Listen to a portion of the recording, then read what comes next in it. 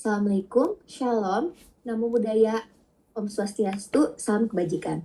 Teman-teman semua dan Ibu Linda, sebelumnya perkenalkan, kami dari kelompok 7 yang beranggotakan saya, Nazwa Revalina.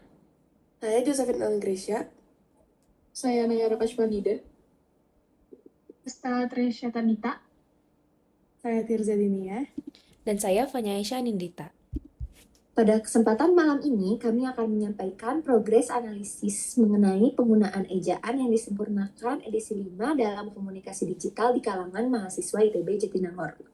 Untuk memulai, kami akan membuka dengan latar belakang penelitian ini yang akan disampaikan oleh rekan saya, Stella. Baik, jadi saya akan menjelaskan tentang latar belakang yang mendasari penelitian kami ini. Jadi, perkembangan teknologi digital telah mengubah pola komunikasi masyarakat, khususnya mahasiswa ITB Jatinangor sebagai subjek penelitian kami menjadi lebih cepat dan juga informal. Lalu, dalam praktiknya, kami menemukan banyak penyimpangan penggunaan EYD edisi 5 dalam komunikasi digital mahasiswa ITB Jatinangor. Padahal penggunaan EYD edisi 5 penting dalam menjaga ketepatan dan efektivitas penggunaan bahasa Indonesia, terlebih lagi dalam konteks akademik. Kemudian bagian selanjutnya akan dijelaskan oleh rekan saya. Berikut adalah tujuan penelitian kami. Yang pertama adalah mengetahui tingkat penggunaan EYD edisi 5 dalam komunikasi digital di kalangan mahasiswa ITB Jatinangor. Selanjutnya, mengidentifikasi bentuk-bentuk penyimpangan penggunaan EYD 5 dalam komunikasi digital mahasiswa ITB Jatinangor. Dan yang terakhir adalah menganalisis faktor-faktor yang memengaruhi penggunaan EYD 5 dalam komunikasi digital mahasiswa ITB Jatinangor. Selanjutnya, kami akan memaparkan metode penelitian yang kami gunakan. Untuk itu, saya persilakan untuk rekan saya.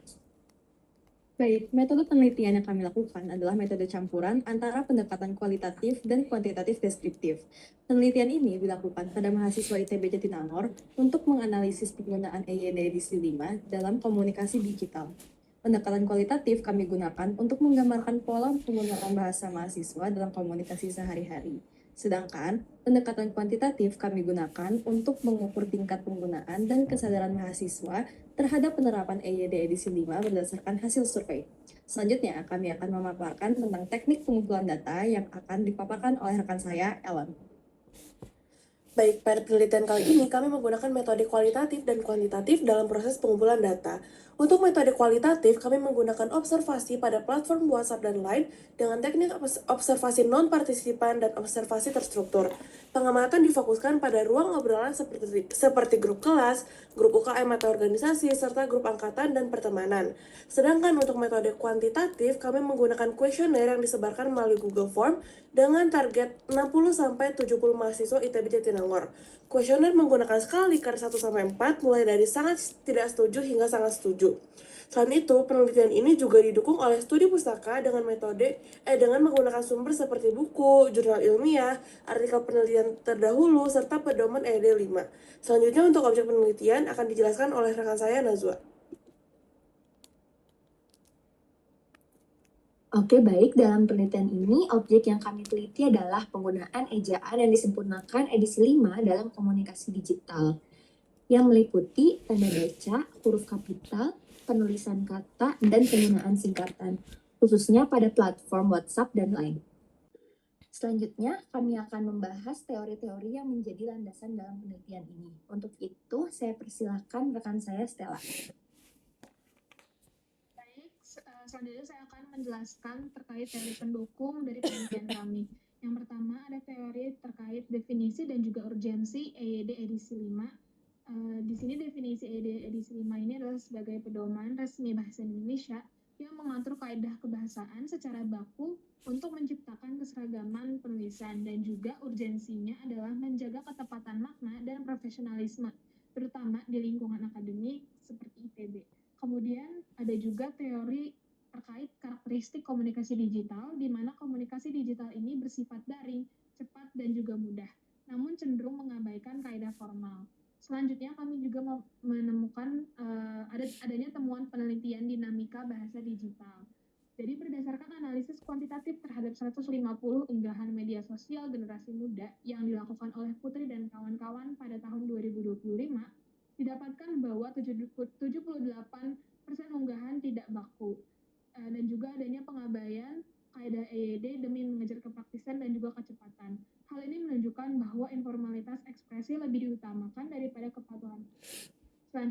dijelaskan oleh rekan saya, Fanya. Baik, selanjutnya untuk teori efektivitas komunikasi. Menurut Herlina pada tahun 2017, efektivitas sebuah komunikasi tidak terjadi secara begitu saja, melainkan diukur melalui 6 parameter utama, yaitu isi pesan, penerima, saluran, ketepatan waktu, format, dan sumber. Dalam konteks komunikasi digital seperti pada aplikasi WhatsApp, Kurniawan pada tahun 2021 menekankan bahwa pentingnya konsep commonness atau pencapaian pemahaman bersama. Hal ini sejalan dengan teori klasik dari Wilbur Scrum yang menyatakan bahwa efektivitas terjadi jika terdapat tumpang tindih di antara field of experience atau bidang pengalaman dan frame of reference di bidang kerangka acuan antara komunikator dan komunikan. Artinya, komunikasi WhatsApp baru bisa dikatakan efektif jika kedua belah pihak memiliki frekuensi dan pemahaman yang sama terhadap pesan yang dipertukarkan. Lalu, untuk teori berikutnya, kompetensi pragmatik. Di sini, kita harus bisa membedakan antara bahasa yang baik dan bahasa yang benar. Bahasa yang baik merujuk pada kesesuaian konteks sosial. Contohnya, mahasiswa menggunakan bahasa santai di aplikasi WhatsApp demi menjaga solidaritas dan keakraban dengan sesama. Lalu, bahasa yang benar merujuk pada kepatuhan terhadap kaidah kebahasaan baku. Dalam hal ini adalah EYD 5. Penggunaan bahasa yang benar mencerminkan pola pikir kritis dan profesionalisme akademis dari mahasiswa. Seperti yang sudah disimpulkan oleh Madinah dan kawan-kawan pada tahun 2019, mahasiswa sebenarnya melakukan kompetensi pragmatik ini secara sadar. Mereka mampu memilih mana yang lebih relevan antara ruang tutur formal atau informal, sesuai dengan situasi yang sedang mereka hadapi. Selanjutnya, ditinjau dari sudut pandang sosiolinguistik, yaitu teori disloksia dan ragam bahasa. Teori diglossia terbagi menjadi dua, yaitu ragam tinggi atau formal dan ragam rendah atau informal. Ragam tinggi digunakan oleh mahasiswa dalam konteks akademik seperti saat sedang presentasi atau penulisan karya tulis ilmiah. Dan standar yang wajib diikuti adalah EYD 5. Untuk ragam rendah digunakan saat berinteraksi secara digital di sehari-hari, seperti melalui aplikasi WhatsApp atau lain. Tujuannya adalah demi menjaga solidaritas dan keluasan sosial, sehingga standarnya bergeser menggunakan bahasa gaul dan modifikasi. Menurut Pare dan kawan-kawan pada tahun 2024, mahasiswa secara fungsional mampu memisahkan kedua ragam ini berdasarkan ruang tutur yang mereka hadapi. Dan untuk teori yang terakhir yaitu komparasi ragam bahasa. Untuk mempermudah pemahaman kita, berdasarkan tabel komparasi aspek kebahasaan antara komunikasi formal atau akademik dan komunikasi digital atau dalam aplikasi WhatsApp atau lain. Melalui 4 aspek kebahasaan, yaitu ejaan, tata bahasa, tanda baca, struktur kalimat, tujuan, dan sifat pesan. Selanjutnya, akan dilanjutkan oleh rekan-rekan saya untuk membahas data-data yang terkumpul. Untuk data yang terkumpul, per tanggal 28 Mei, kami telah mendapatkan 45 responden mahasiswa ITB Jatinangor lintas fakultas dengan sebaran yang cukup merata. Pertanyaan pada kuesioner ini dibagi menjadi 6 bagian utama, yakni yang pertama identitas, yang kedua pengetahuan mengenai EYD, yang ketiga preferensi berbahasa dalam media digital, yang keempat pengaruh bahasa dari lingkungan, yang kelima perbedaan yang dirasakan antara cara berkomunikasi dengan orang sedaerah dan tidak sedaerah, juga yang terakhir adalah hambatan dan dampak persepsi. Selanjutnya, untuk di bagian identitas, pertanyaan pertama yaitu nama, yang kedua adalah jurusan. Untuk di respon dari jurusan, respon dari survei dari pertanyaan ini lumayan merata dari setiap jurusannya, dari setiap fakultasnya, yaitu berjumlah 3-4 orang di setiap jurusan kecuali fakultas SBM yang berjumlah 8 orang. Lalu yang ketiga, jurusan. Manajemen menjadi jurusan yang paling banyak disebutkan, yaitu sebanyak 8 kali. Lalu ada STF atau Sains dan Teknologi Farmasi dan Desain Produk yang masing-masing muncul sebanyak 3 kali. Sisanya beraneka ragam macam. Lalu media sosial utama yang dominan di antara para responden untuk berkomunikasi, yang pertama adalah WhatsApp dipilih oleh 44 orang, lalu disusul oleh Line yaitu 32 orang, lalu Instagram sebanyak 23 orang, dan Discord 5 orang, serta 3 orang lainnya menggunakan aplikasi lainnya. Untuk pertanyaan berikutnya yaitu asal daerah, dari 45 responden, 37 berasal dari Provinsi Jawa Barat, 4 orang lainnya berasal dari Provinsi Banten, 2 orang dari Provinsi Lampung, dan 1 orang lainnya berasal dari DKI Jakarta. Untuk pertanyaan bahasa ibu, rata-rata bahasa ibu para responden adalah bahasa Indonesia. Dengan 2 orang lainnya menjawab bahwa bahasa Sunda sebagai bahasa ibu mereka. Lalu untuk pertanyaan berikutnya, ada pertanyaan tentang menjawab keheterogenan lingkungan tinggal. Yang 33 responden berasal dari Pulau Jawa, 22 responden berasal dari Pulau Sumatera, dan 3 responden lainnya berasal dari wilayah lain. Selanjutnya untuk pertanyaan sudah berapa lama tinggal di Jatinangor, 39 orang sudah tinggal di Jatinangor selama 6-12 bulan. Disusul oleh 3 orang tinggal di Jatinangor sudah selama 1-6 bulan, 2 orang tinggal di Jatinangor sudah selama 1-2 tahun, dan terakhir 1 orang sudah tinggal di Jatinangor selama lebih dari 2 tahun. Baik, selanjutnya adalah hasil kuesioner pada bagian pertama, yaitu mengenai pengetahuan mahasiswa terhadap EID edisi 5. Pertanyaan pertama yang kami ajukan adalah apakah responden mengetahui bahwa EID 5 merupakan pedoman resmi penulisan bahasa Indonesia yang berlaku saat ini? Hasilnya adalah 95,6% responden sudah mengetahui keberadaan EID 5 sebagai acuan resmi berbahasa Indonesia, yaitu sebanyak 43 orang. Selanjutnya kami juga mengukur pemahaman mereka terhadap kaidah-kaidah spesifik dalam EID 5. Untuk aturan huruf kapital, 93,3% responden menyatakan memahaminya dengan mayoritas menjawab pada skala 3 dan 4. Begitu pula untuk aturan tanda baca seperti titik, koma, dan tanda tanya, 95,5% responden mengaku memahami penggunaannya sesuai kaidah EID 5. Selain pemahaman terhadap aturan, kami juga menanyakan apakah mereka pernah secara aktif membaca atau mempelajari pedoman EID 5. Hasilnya, 88,9% responden menjawab pernah, dengan 46,7% menjawab sering dan 42,2% menjawab selalu.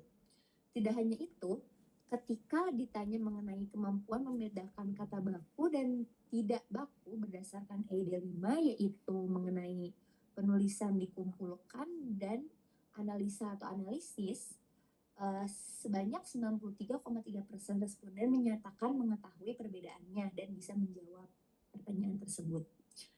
Secara keseluruhan, data pada bagian ini menunjukkan bahwa tingkat pengetahuan mahasiswa ITB Jatinangor tergolong sangat tinggi. Hampir seluruh responden mengenal, memahami, bahkan pernah mempelajari pedoman ini secara aktif. Namun yang menarik adalah apakah pengetahuan yang tinggi ini sejalan dengan praktiknya dan akan dijelaskan oleh teman kita selanjutnya. Selanjutnya adalah bagian kuesioner yang menanyakan preferensi berbahasa dalam media digital. Di sini kami mendapatkan bahwa mahasiswa ITB Jatinangor banyak menggunakan kata seperti aku, kamu, lo, dan gue sebagai kata ganti orang. Lalu kemudian responden juga banyak menggunakan istilah-istilah kekinian, baik itu dalam bahasa Indonesia, bahasa daerah, atau bahasa asing. Mahasiswa juga sering mencampur bahasa Indonesia dengan bahasa lain atau bahasa asing. Kemudian terdapat gaya bahasa seperti menggunakan huruf sebanyak 2 kali untuk memperamah percakapan dalam media digital. Digunakan juga ekspresi seperti emoji dan stiker. Kemudian penggunaan huruf kapital dalam berkomunikasi di media digital tidak terlalu sering dilakukan oleh mahasiswa ITB dengan skor rata-rata yakni 2. Lalu dalam penggunaan tanda baca seperti tanda koma, titik, tanda tanya, dan tanda seru sering digunakan oleh mahasiswa ITB, dan mahasiswa ITB sering menggunakan bahasa yang lebih formal ketika berkomunikasi dengan dosen atau yang lebih tua.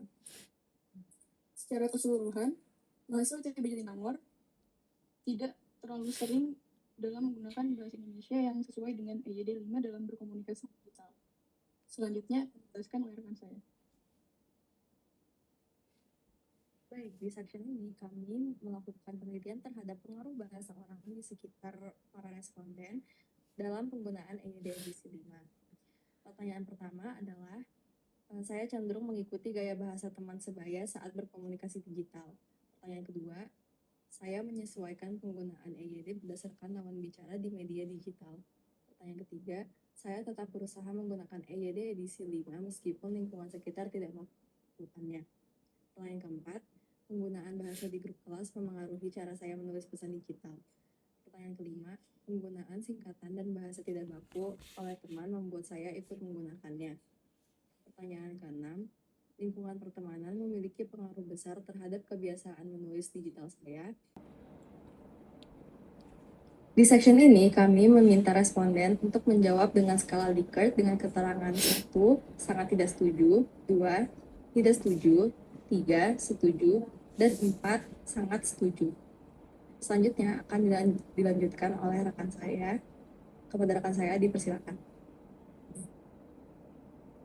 Baik, selanjutnya adalah pertanyaan terkait perbedaan yang dirasakan antara cara berkomunikasi dengan orang sedaerah dan juga tidak sedaerah. Di sini kami menanyakan 6 pertanyaan terkait hal tersebut dan berdasarkan hasil kuesioner ini, sebagian besar responden menunjukkan bahwa penggunaan bahasa baku dan EYD edisi 5 lebih diperhatikan saat berkomunikasi dengan mahasiswa yang berasal dari daerah yang berbeda. Sementara itu, komunikasi dengan teman sedaerah cenderung menggunakan bahasa yang lebih informal karena dipengaruhi oleh faktor kedekatan dan juga kebiasaan sehari-hari. Bagian selanjutnya akan dijelaskan oleh rekan saya. Selanjutnya untuk bagian terakhir, berdasarkan hasil kuesioner, mayoritas responden cenderung setuju bahwa penggunaan bahasa nonformal yang terlalu sering membuat mereka merasa terbiasa menggunakan bahasa baku. Untuk bagian yang terakhir, berdasarkan hasil kuesioner, mayoritas responden cenderung setuju bahwa penggunaan bahasa nonformal yang terlalu sering membuat mereka kurang terbiasa menggunakan bahasa baku. Responden juga menilai bahwa penggunaan EYD lengkap membutuhkan waktu lebih lama saat mengetik pesan atau bahasa yang terlalu formal dapat membuat komunikasi terasa kurang akrab. Di sisi lain, sebagian besar responden setuju bahwa kemampuan berbahasa yang baik dapat meningkatkan citra diri seseorang. Selain itu, mayoritas responden menilai kesadaran mahasiswa terhadap penggunaan EYD masih sangat rendah, meskipun banyak responden tertarik untuk meningkatkan kemampuan penggunaan bahasa Indonesia yang baik dan benar. Selanjutnya akan dipresentasikan oleh rekan saya. Selanjutnya untuk progres terbaru, kami telah melakukan pengumpulan data melalui Google Form dan observasi dengan responden Google Form sebanyak 45 responden, dan juga kami telah memulai penyusunan bab 3 dan bab 4.